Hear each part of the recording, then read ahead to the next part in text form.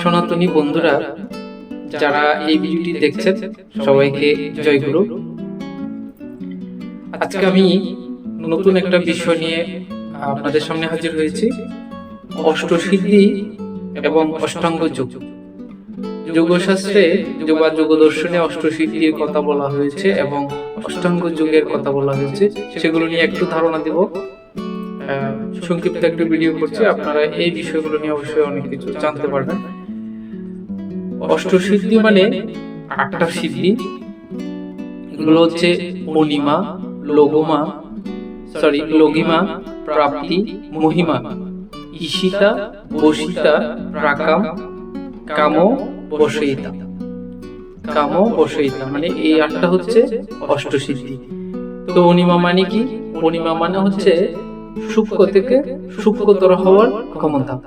আপনি নিজেকে সূক্ষ্ম থেকে সূক্ষ্মতর মানে খুব ছোট করতে পারবেন, মানে এটা হচ্ছে অনিমা। এটা হচ্ছে এক ধরনের ক্ষমতা অষ্টসিদ্ধি বা যোগ দর্শনের। লঘিমা হচ্ছে স্বীয় শরীরকে লঘু বা হালকা করার ক্ষমতা। আমরা অনেকেই দেখা যায় বাতাসে ভাসতে দেখা যায়, অনেকে বা পানির উপর ভাসতে দেখা যায়। কিছুদিন আগে একটা ভিডিও বের হয়েছে, অনেক সাধক পানির উপর ভাসে, এটাকে লঘিমা বলা হয়। এটাও অষ্টসিদ্ধির একটা সিদ্ধি বা এটা একটা ধরনের ক্ষমতা। প্রাপ্তি হচ্ছে সর্বত্র গমন করার ক্ষমতা। আপনি সব জায়গায় গমন করতে পারবেন বা যেতে পারবেন, সেটাকে হচ্ছে প্রাপ্তি বলা হয়। মহিমা স্বীয় শরীরকে স্থূল করার ক্ষমতা। আপনি অনেক বড় করে ফেলতে পারবেন নিজেকে, এটা হচ্ছে মহিমা। এই একটা ক্ষমতা, এই ক্ষমতার দ্বারা আপনি নিজেকে অনেক বড় করতে পারবেন। অষ্টসিদ্ধির একটা সিদ্ধ হচ্ছে মহিমা। তো আমরা খুব প্রচলিত রামায়ণের হনুমানকে দেখেছি। হনুমান অনেক বড় হয়ে যায়, আবার অনেক ছোট হয়ে যায়। মানে এই ধরনের হয়তো এটা একটা অষ্টসিদ্ধির একটা ক্ষমতা। ঈশিতা মানে হচ্ছে অপরের উপর প্রভুত্ব বিস্তারের ক্ষমতা। আরেকজনের উপর ক্ষমতা বিস্তার, আরেকজনের উপর প্রভাব বিস্তার করা, এটার যে ক্ষমতা, এটাকে বলা হয় ঈশিতা। এখন অনেককে দেখা যায় বাস্তবে যে অনেক প্রভাব বিস্তার করে, যেমন একজন বড় নেতা। এই ধরনের দেখা যায় যে অনেকের ক্ষেত্রে এই ধরনের গুণগুলো সহজাত থাকে বা অনেকে সাধনা করে এটা লাভ করে। তো এই ধরনের একটা ক্ষমতা আছে। যেমন ধরুন অনেক সাধক এই ধরনের করতে পারেন যে ওনার সামনে কেউ আসলে ওনার উপরে বা ওনার থেকে বড় করে কথা বলতে পারেন না, ওনার বশ্যতা স্বীকার করেন। এটা একটা ঈশিতার হয়তো প্রভাব আছে বা এটা একটা সিদ্ধি। বশিতা অপরকে বশ করার ক্ষমতা। অপরকে বশ করার ক্ষমতা হচ্ছে এই বশিতা বা এইটা এক ধরনের সিদ্ধি। প্রাকাম মানে হচ্ছে ভোগ্য বস্তু নিকটে আনিয়া তাহা ভোগ করার ক্ষমতা। আপনার যেটা আপনার গ্রহণ করতে ইচ্ছা করছে সেটাকে নিজের কাছে এনে আপনি ভোগ করার ক্ষমতা লাভ করবেন। যেমন আপনার এখন কোন একটা কিছু খেতে ইচ্ছে করছে, বা যেটা অনেক দূরে আছে বা অন্য কোথাও আছে, সেটা আপনার নিকটে এনে আপনি ভোগ করতে পারবেন। এটা হচ্ছে প্রাকাম, এক ধরনের সিদ্ধি। কামবশয়িতা মানে হচ্ছে ইচ্ছে মতো রূপ পরিগ্রহ করা। আপনি ইচ্ছে মতো নিজের রূপ পরিগ্রহ করতে পারবেন, নিজের রূপ পরিবর্তন করতে পারবেন। এটা হচ্ছে কামবশয়িতা। এই হচ্ছে আমাদের অষ্ট সিদ্ধি। আমরা হয়তো অনেকে এটা শুনি নাই, কিন্তু নতুন শুনতে পারি। তো এইগুলো সম্পর্কে আজকে জানলেন। এরপর হচ্ছে পতঞ্জলির অষ্টাঙ্গ যোগ।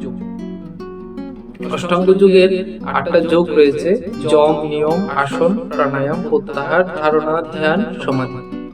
এগুলো হচ্ছে যম, নিয়ম, আসন, প্রাণায়াম, প্রত্যাহার, ধারণা, ধ্যান, সমাধি। এই অষ্টাঙ্গ যোগ সম্পর্কে আমি একটু ধারণা দিব। অষ্টাঙ্গ যোগ, যম হচ্ছে ইন্দ্রিয়গুলোকে বহির্মুখ হইতে অন্তর্মুখী করা। আমাদের শরীরে দুইটা এনার্জি রয়েছে, একটা হচ্ছে অন্তর্মুখী এনার্জি আর একটা হচ্ছে বহির্মুখী এনার্জি।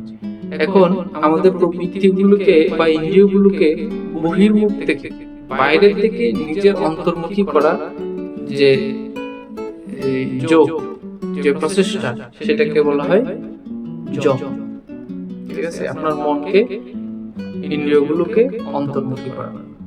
নিয়ম, নিয়ম মানে হচ্ছে পাপ চিন্তা হইতে ইন্দ্রিয় সমূহকে নিয়ন্ত্রিত করা। যত ধরনের পাপ চিন্তা আছে, হ্যাঁ, এগুলো থেকে নিজের মনকে নিয়ন্ত্রণ করা, এটাকে বলে নিয়ম। আসন, আমরা অনেক ধরনের আসনের কথা জানি, পদ্মাসন, সুখাসন, যোগাসন, মানে অনেক ধরনের আসন আছে। তো দীর্ঘ সময় একভাবে বসিয়া থাকার উপায় অবলম্বন করা। দীর্ঘ সময় একভাবে বা এক জায়গায় আপনি যখন ধ্যান করতে বসবেন, তাহলে আপনাকে দীর্ঘ সময় একটা জায়গায় বসে থাকতে হবে। তাহলে সেই জন্য আপনাকে আসন সম্পর্কে ধারণা নিতে হবে, বা আসন, বিভিন্ন আসন সম্পর্কে আপনার ধারণা থাকতে হবে।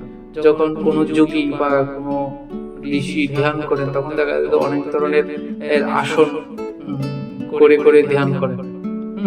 আবার হঠ যোগেও এই ধরনের অনেক আসনের কথা রয়েছে, গোমুখাসন, বরাহাসন বা পদ্মাসন, সুখাসন, এই ধরনের অনেক আসন রয়েছে, সেগুলো হঠ যোগের আরেকটা বিষয়।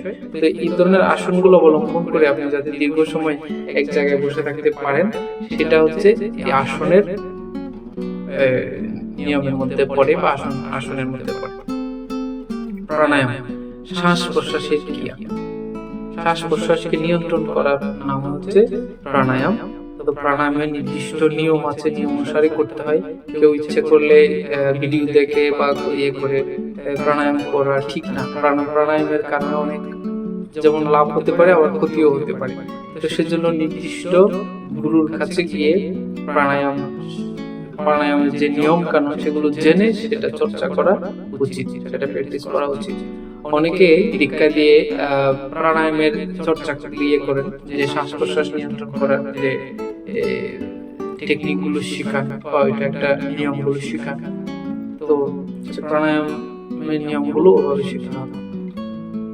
প্রত্যাহার, বিচারের দ্বারা মনকে বাহির হতে ফিরাইয়া ইষ্ট চিন্তায় নিয়োজিত করা। আমাদের যে মন বহির্মুখী যে চিন্তা ভাবনা, বিলাসিতার দিকে বা শরীরের দ্বারা ইন্দ্রিয় সমূহ যে বাইরের দিকে যে চিন্তা ভাবনা, সেগুলো বিচারের দ্বারা, বিবেকের দ্বারা, বুদ্ধির দ্বারা বিচার করে মনকে নিয়ন্ত্রিত করা এবং ইষ্ট চিন্তায় নিয়োজিত করা, এটা হচ্ছে প্রত্যাহার। আর ধারণা, ভগবত স্বরূপের চিন্তা করা, ঈশ্বরের চিন্তা করা বা ভগবানের চিন্তা করা বা ভগবান যে আধ্যাত্মিকতার চিন্তা করা, এটা হচ্ছে ভগবত স্বরূপের চিন্তা করা, এটা হচ্ছে ধারণা। বিশেষ করে ভগবান সম্পর্কে ধারণা নেওয়া বা ভগবান সম্পর্কে জানা, ভগবান বিভিন্ন বই পুস্তক আদি পড়া, ধর্মীয় গ্রন্থ আদি পড়া, এটাও ধারণার মধ্যে পড়ে। এবং ভগবত স্বরূপের চিন্তা করা বা এই ধরনের জানাকে ধারণা বলা। ধারণার পরে আছে ধ্যান। ধ্যান মানে হচ্ছে ইষ্টমূর্তি চিন্তা করে ধ্যান করা। আমরা ধ্যান মানে কি আমরা জানি, নিঃশেষে লেগে থাকা, একনিষ্ঠভাবে ইষ্টমূর্তি সামনে রেখে ধ্যান করা। এবং যদি কেউ, অনেকে আছে দীক্ষা নেওয়ার পরে বীজ মন্ত্র পায়, সেই বীজ মন্ত্র জপ করা, জপ করে করে ধ্যান করা, হ্যাঁ, চোখ বন্ধ করে বা নির্দিষ্ট আসনে বসে ধ্যান করা। হ্যাঁ, এটা নিজের মধ্যে ভগবানকে জানার একটা উপায় বা নিজের মধ্যে আধ্যাত্মিকতা জাগানোর একটা উপায় এবং নিজের শরীরকে সুস্থ রাখার একটা উপায়। বর্তমানে অনেকে যোগ ব্যায়াম করেন, অনেকে বিভিন্ন এখন স্কুল খোলা হয়েছে, বিভিন্ন এই ধরনের স্কুল আছে বা বাইরে এই ধরনের যোগ ব্যায়াম সেন্টার আছে, সেখানে যোগ ব্যায়াম করানো হয়। ধ্যান করার জন্য এখন সবাই জোর দিচ্ছে। ইভেন যারা বিজ্ঞানী আছেন তারাও বলছেন যে ধ্যানের একটা উপকারিতা রয়েছে। প্রত্যেকেরই ধ্যান করা উচিত। ঠিক আছে, ধ্যানে আমাদের মস্তিষ্কের স্থিরতা বাড়ে, আমাদের গ্রহণ ক্ষমতা বাড়ে, আমাদের মস্তিষ্কের ক্ষমতা বাড়ে, আমাদের নার্ভগুলো যে স্নায়ুগুলো আছে সেগুলো শক্তিশালী হয় বা সেগুলো খুব কার্যকরী হয়, অ্যাক্টিভ হয়। তো এই ধরনের প্রতিদিন নিয়মিত ধ্যান করা আমাদের উচিত। সমাধি ঈশ্বরে যুক্ত হওয়া বা ইষ্টের অবস্থা প্রাপ্তি হওয়া। সমাধিটা হচ্ছে ব্রহ্মের সাথে লীন হওয়া বা ব্রহ্মের সাথে যুক্ত হওয়া, এটাকে সমাধি বলা হয়। আমরা বিভিন্ন সাধক পুরুষ বা অবতার পুরুষের সমাধি নিয়ে আমরা জানি, যেমন রামকৃষ্ণ পরমহংসদেবের এই ধরনের প্রায় সমাধি হতো।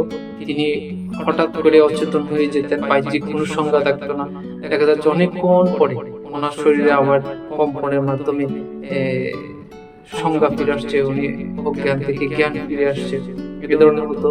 আবার এই ধরনের দেখা যায় ঠাকুর অনুকূল চন্দ্রের জীবনেও এই ধরনের অনেকবার সমাধি হয়েছে। হঠাৎ করে কীর্তন করতে করতে ওনার শরীর যেন নিতর হয়ে গেছে, কোনো বাহ্য জ্ঞান থাকতো না।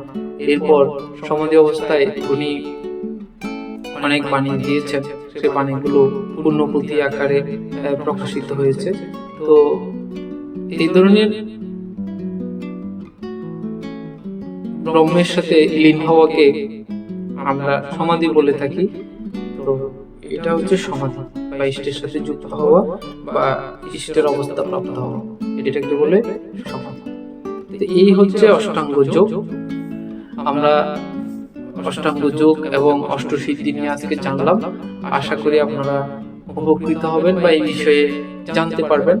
আরো যদি জানতে চান আপনারা বিভিন্ন ওয়েবসাইট আছে, বিভিন্ন বই আছে, এগুলো পড়তে পারেন। আমি আর বিশেষ কিছু বললাম না, সবাই একটু চেষ্টা করবেন যাতে সুস্থ থাকা চাই, সুন্দর থাকা চাই এবং ধর্মের পথে থাকা চাই। প্রতিদিন ধ্যান করবেন, প্রার্থনা করবেন, এবং ইষ্টের প্রচার করবেন। এই বলে আজকে এখানে শেষ করছি। সবাই ভালো থাকবেন। জয় গুরু।